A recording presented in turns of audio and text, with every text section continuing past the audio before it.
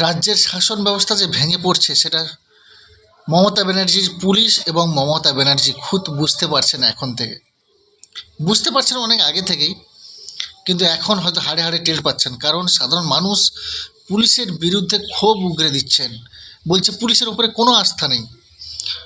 কোথাও কিছু ঘটনা ঘটলে তখন তারা সিবিআই তদন্ত চাইছে, পুলিশের ওপর তাদের কোনো আস্থা নেই।